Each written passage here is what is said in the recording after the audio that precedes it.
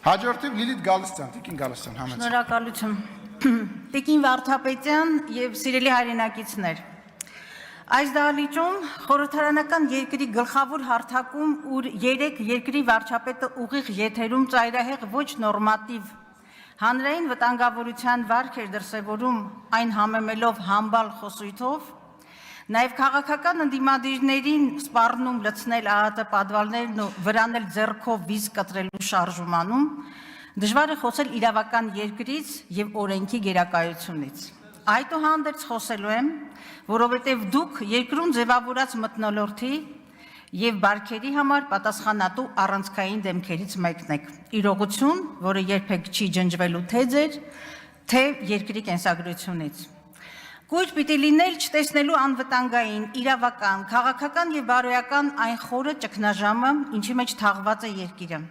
Ճգնաժամը համակարգային է, հետևաբար հանրային կառավարման ինստիտուտներից յուրաքանչյուրը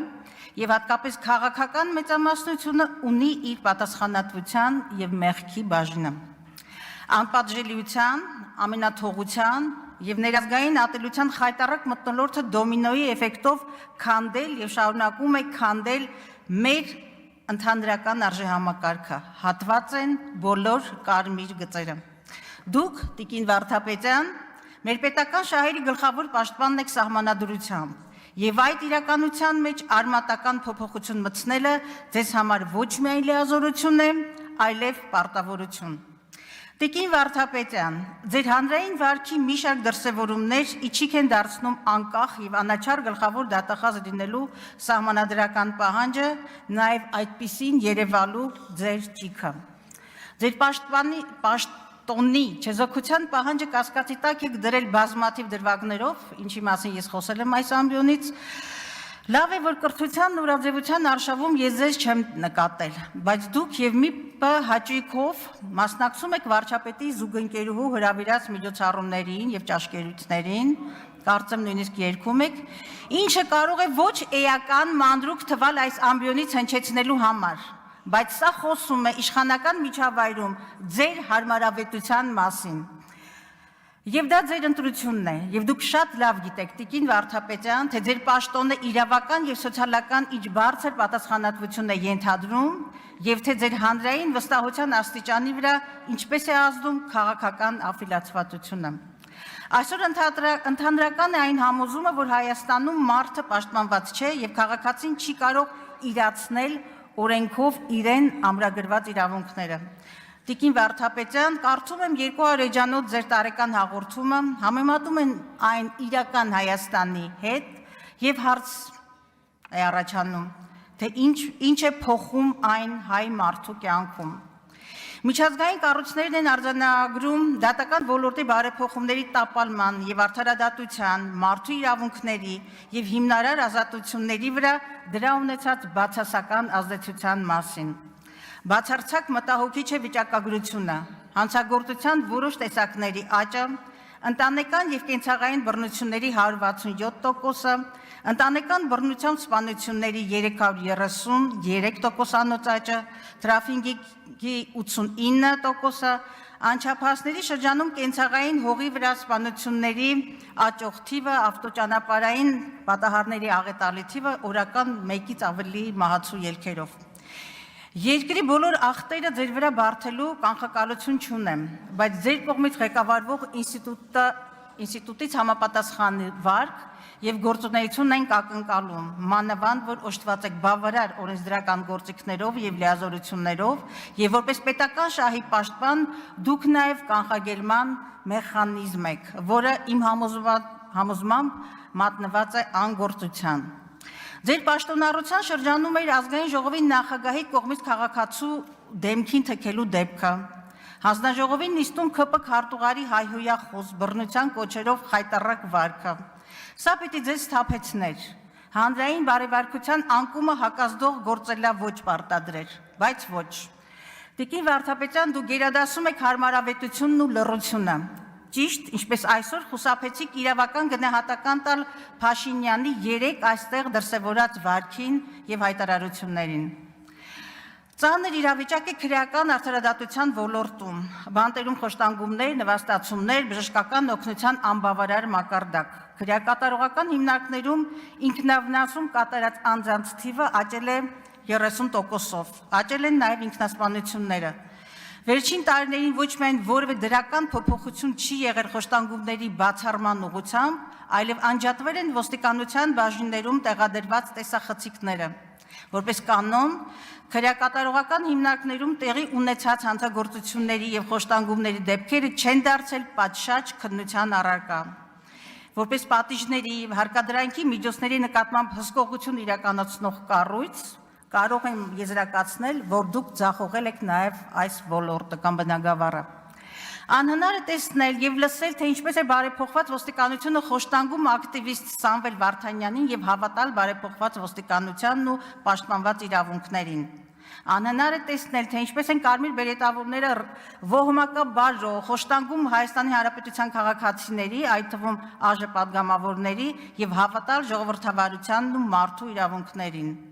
Անհնար է ուղիղ ռեժիմում տեսնել ոստիկանության մեկ այլ բանդայի կողմից ազդանշանի համար գետնին տապալած քաղաքացուն եւ առհասարակ չկորցնել հավատը արդարադատության եւ պետական շահի նկատմամբ, մանավանդ որ արդարադատության նախարարն էլ առանց քննության հայտարարում է, թե քաղաքացին հայհոյել է։